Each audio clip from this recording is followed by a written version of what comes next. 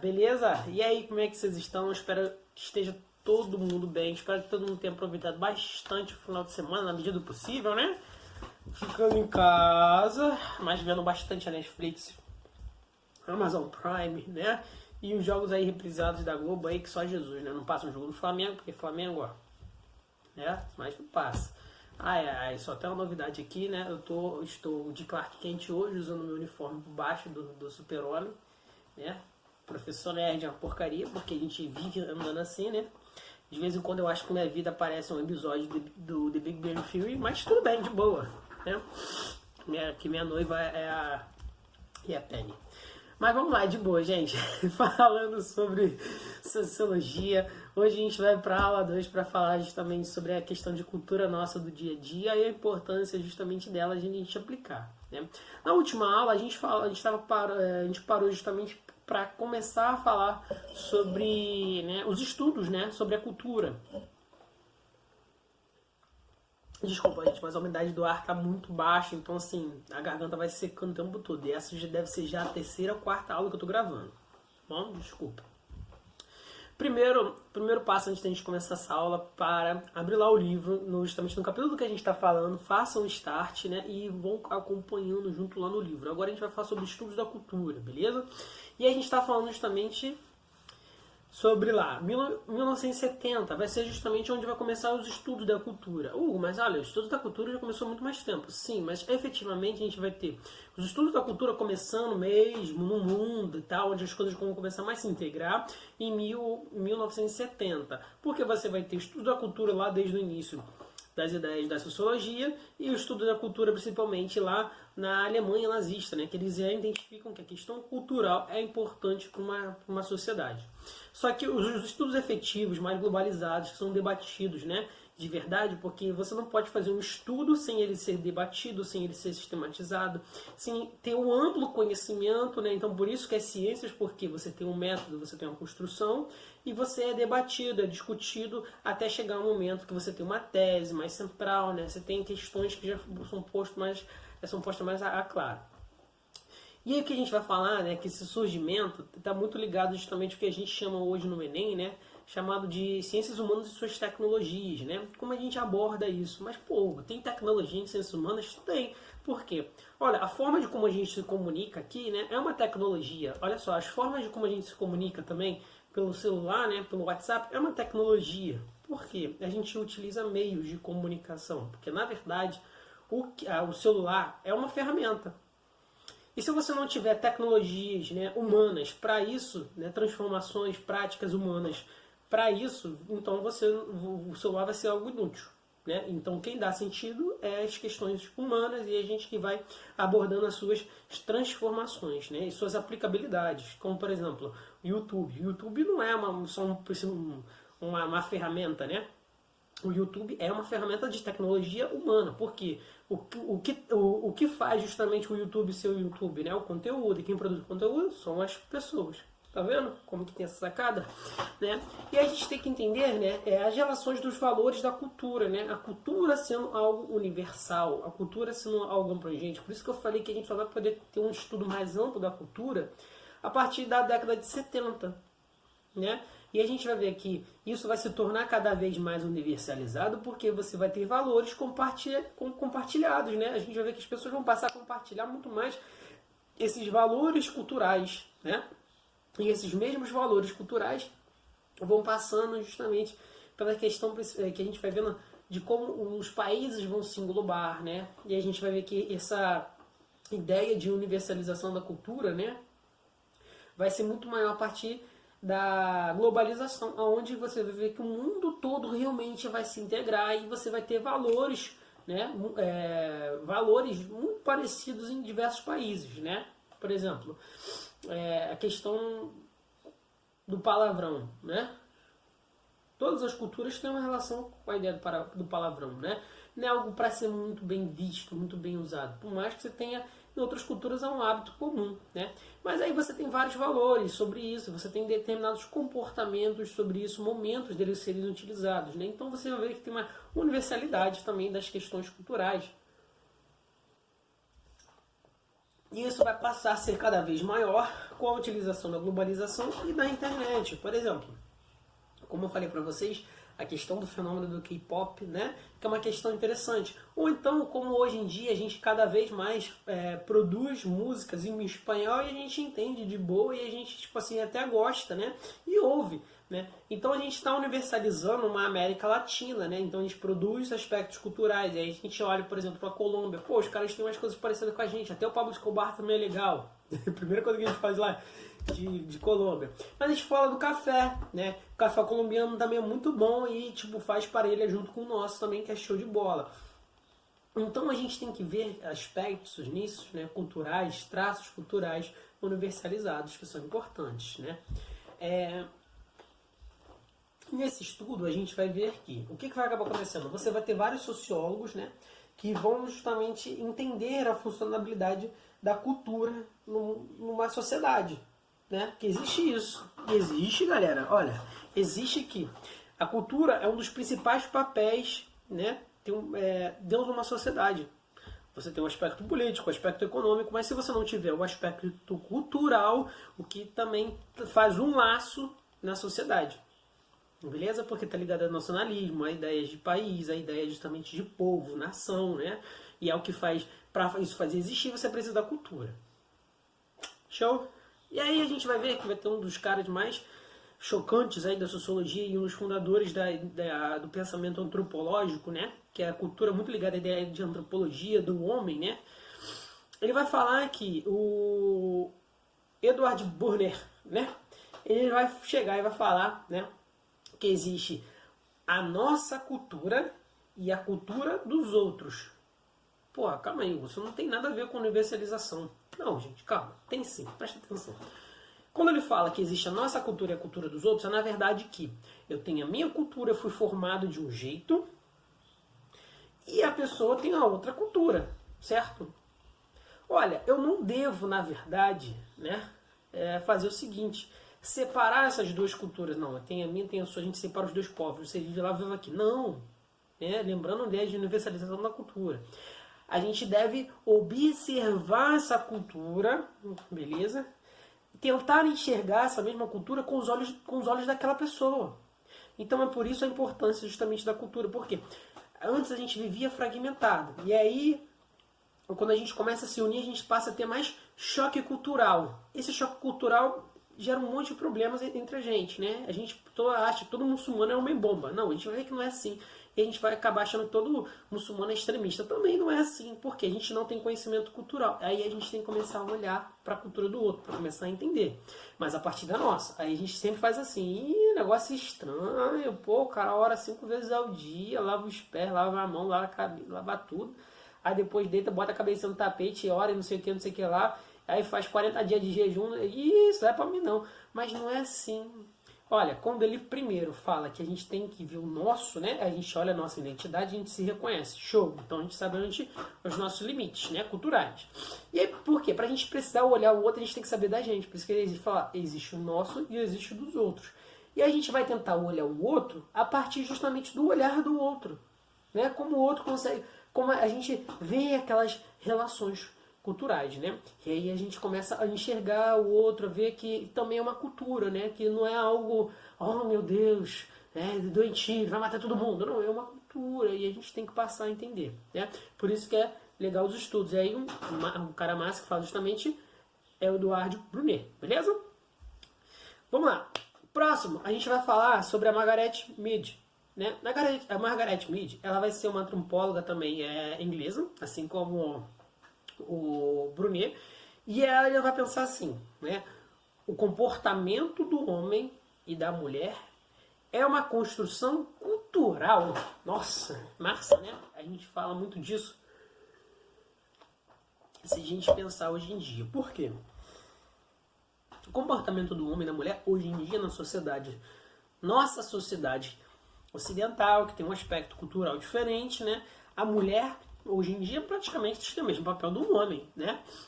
Até mesmo se a gente visualizar que é permitido o casamento de pessoas do mesmo sexo, então você basicamente começa a ter direito, você tem direitos iguais entre todas as pessoas. Você não tem papéis ali, não, um homem faz isso, uma mulher faz isso. Não, praticamente na sociedade ocidental, essas questões vêm cada vez mais acabando.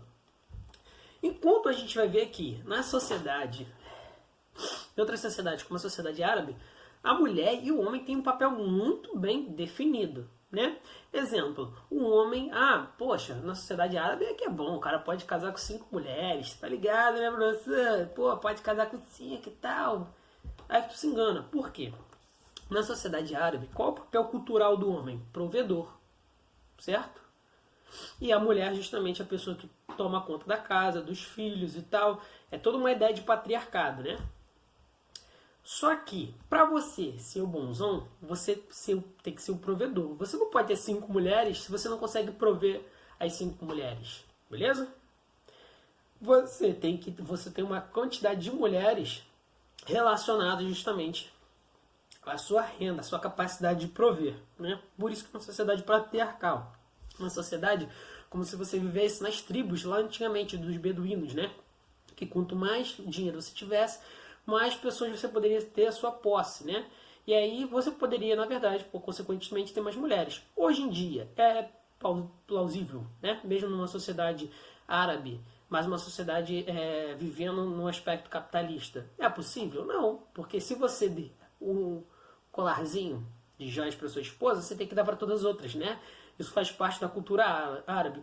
Então, na verdade, o que ela está dizendo, né, a Margaret Mead, ela fala que essa relação de homem e mulher, os papéis de homem e mulher, depende muito dessa cultura, né? E aí a gente vai ver isso depois lá em outros também antropólogos, que tem um texto também muito interessante, que se vocês procurarem, né, chamado O Arco e o Texto, né? O Arco e o Cesto, perdão.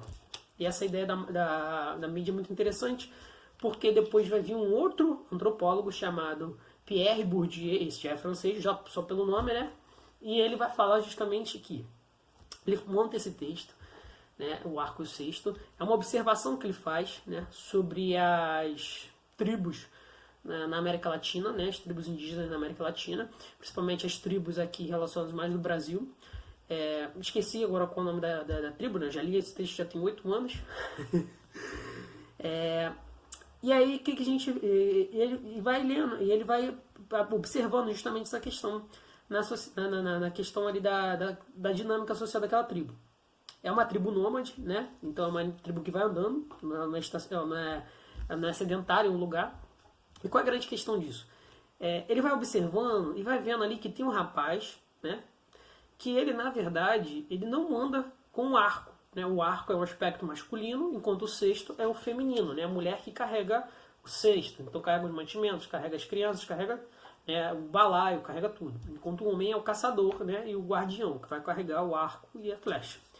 E aí a dinâmica é o seguinte, se você não é um caçador, você não carrega o arco e flecha, né? O que te faz ser homem é o arco e flecha. E o que te faz ser mulher, né, é justamente você carregar o cesto. Então, esse cara que carregava o cesto, na verdade, ele era visto dentro da tribo dele como mulher. Por quê? O papel dele estava determinado pelos aspectos culturais. Né? Engraçado. Né? Mas é importante, porque a gente tem que começar a observar algumas coisas disso. Ai, professor, ninguém está falando de homem, não sei o que, não sei o que. Não, gente, olha só, isso é ciência. O cara observou, sistematizou. Não está falando da nossa cultura, está falando de outras culturas, beleza? E a gente não tem que relativizar as coisas. A gente tem que botar o ponto nos is para poder entender, beleza? E agora, para falar melhor justamente do Bourdieu, eu só falei do texto do Bourdieu, mas qual é o aspecto central do Bourdieu sobre a cultura? Né? O Pierre Bourdieu, né, vai ser um dos grandes antropólogos, né, que vai pensar sobre a cultura, as relações culturais, vai ser extremamente famoso, você vai ver textos do Pierre Bourdieu para tudo quanto é lado. Ele vai falar, né, sobre as classes sociais possuem características universais iguais entre si de comportamento. Como assim, Hugo? O que ele quer dizer? Ele quer dizer que as classes dominantes, as classes ricas e dominantes, elas possuem comportamentos iguais, independentemente da cultura.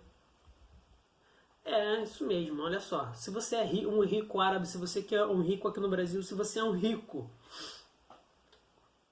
na Ásia, essas classes dominantes, e aí quando você vem com essa ideia de classe dominante, você já tem já tem uma coisinha do Marx ali, né? Que você fala de classe dominante, né? Guerra e luta de classes, e aí você vê as influências. Quando ele fala disso, ele está falando do quê? Que existe, né, comportamentos das classes mais ricas que são parecidos. Né? Interessante, mas por quê? Porque você tem exigências, justamente, exigências, né, parecidas entre eles. Né? Questões políticas, questões de domínio, justamente questões de força, que elas, de algum modo, né, exercem papel cultural parecidos. E aí, o que é muito diferente das classes mais pobres, né, das que são dominadas, que possuem, ele vai falar que possuem características diferentes, diversas, universalmente, beleza? Que não vão ser universais. Por quê? Porque vão ser totalmente diferentes uma das outras. Esse processo de dominação também é diferente, beleza? E aí, por último, e até para não alongar muito esse vídeo, senão eu sei que vocês vão ficar cansados, saco cheio, não aguento mais, pelo amor de Deus. É o Goffman. O Goffman, ele vai falar que é o seguinte, ele vai entender que a cultura é uma questão da relação da interação dos indivíduos. Como assim, Hugo? Que é a questão de identificar, né? Assim, você vai ver a cultura, e aí a gente tem que dar um laçozinho lá em cima no Bourdieu, né? Você só vai entender a cultura do outro quando você observa a interação. É como assim, Hugo? Olha, você vai... Primeiro, como é que você vai ver a cultura do outro, né? A primeira coisa que você tem que fazer é dar uma de espectador. Então tu pega a tua caneca de café e começa a olhar a cultura do outro a partir de um pano, né? Como se fosse uma tela de cinema. E olha só. Mas a primeira coisa que você tem que ver é de como essas pessoas interagem entre si. Beleza? Por quê? O que vai determinar o aspecto cultural não é o que ela te representa, não é o que ela está te representando para você, mas o que ela representa entre eles, entre os comuns. Por quê? Só eles vão saber identificar os laços culturais. Aí é a partir desse momento que você começa a olhar a cultura, porque é como um se comporta com o outro. Por quê? Quando a outra cultura está se comportando com você, são duas culturas diferentes. E aí você tem choques culturais, beleza? Porque você tem um comportamento aqui, um outro comportamento aqui. Aí você tem choques culturais. Agora, para você olhar a cultura mesmo, de fato, você precisa de duas culturas iguais, dois grupinhos se interagindo, duas pessoas interagindo, para quê? Para você ver como esse bolo todo doido aí funciona.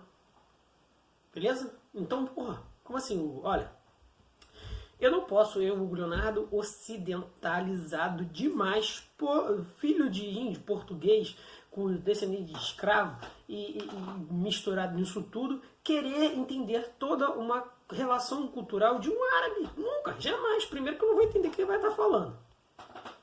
Começa por aí. Segundo que eu muito menos vou conseguir ter relações com o que ele está me apresentando. Então como que eu vou entender isso? Né? Vocês já pararam para fazer uma experiência que é o seguinte. Assista um filme americano, qualquer outro filme, né? Sem legenda, sem dublagem, sem nada, né? No áudio original. Parem, comecem a assistir. E ali é nesse momento que você vai ter essa experiência do Goffman. Porque você vai estar vendo ali, né, nas interações básicas entre eles, a forma de como eles se comunicam, a forma como eles falam, a forma de como eles estão interagindo ali, os aspectos culturais. Por quê? Porque você está desassociado daquilo. Isso é interessante das ciências. A observação, sistematização, entendimento, argumentação. Beleza? Por isso que a sociologia é uma ciência. Porque você tem todo um pano científico para poder ver isso. Show de bola? E aí o Goffman dá esse tapazinho final aí nos estudos da cultura, para os aspectos sociais.